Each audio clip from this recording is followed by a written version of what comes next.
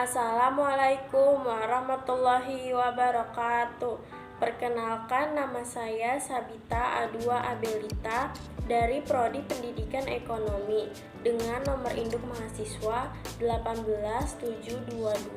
18722500016 dengan dosen pengampu mata kuliah Dasar-Dasar Pendidikan Bapak Dahlan MPD.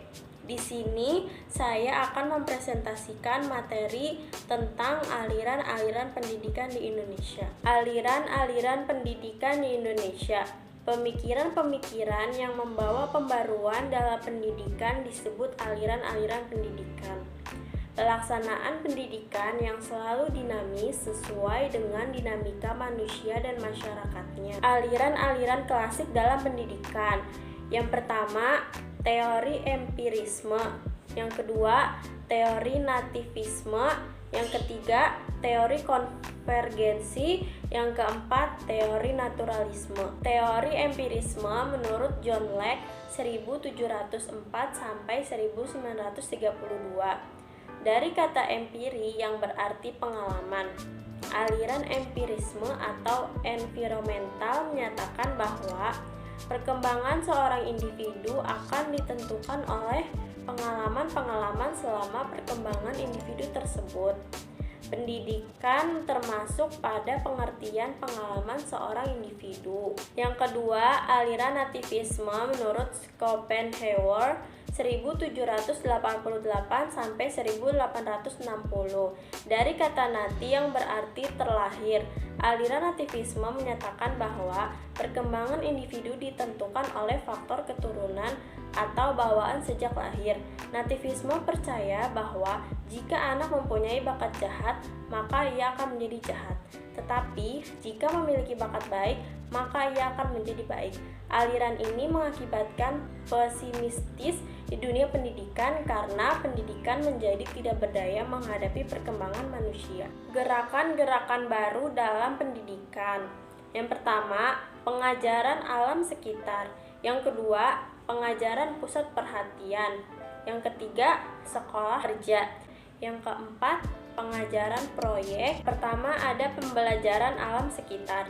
Pendidikan alam sekitar ditanamkan pemahaman, apresiasi, pemanfaatan lingkungan alami, dan sumber-sumber pengetahuan di luar sekolah, yang semuanya penting bagi perkembangan peserta didik, sehingga peserta didik akan mendapatkan kecakapan dan kesanggupan baru dalam menghadapi dunia nyata. Yang kedua, ada pengajaran pusat perhatian. Pengajaran disusun menurut pusat perhatian anak. Dari pusat perhatian ini kemudian diambil pelajaran-pelajaran lain. Dalam pengajaran ini, anak selalu bekerja sendiri tanpa ditolong dan dilayani. Yang ketiga, sekolah kerja. Sekolah kerja dikembangkan oleh George Kersensteiner. Bentuk sekolah untuk menjadi warga negara yang baik, yaitu mendidik anak agar pekerjaannya tidak merugikan masyarakat dan justru memajukannya. Oleh karena itu, sekolah wajib menyiapkan peserta didik untuk suatu pekerjaan. Yang keempat, ada pengajaran proyek. Pengerjaan proyek dikembangkan oleh W.H. Kilpatrick, menanamkan pengajaran proyek sebagai satu kesatuan tugas yang sesuai dengan kebutuhan peserta didik dan dikerjakan bersama-sama dengan kawan-kawannya. Aliran pokok pendidikan di Indonesia. Taman Siswa atau INS Indonesia Netherlands School. Taman Siswa didirikan pada tanggal 3 Juli 1922 oleh Ki Hajar Dewantara.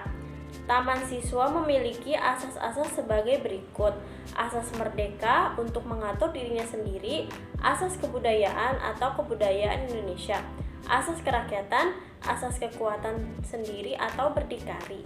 Ki Hajar Dewantara juga mengajarkan semboyan kepada pendidik, yaitu ing ngarsa sung tulada, yaitu memberikan teladan kepada peserta didik ketika berada di depan.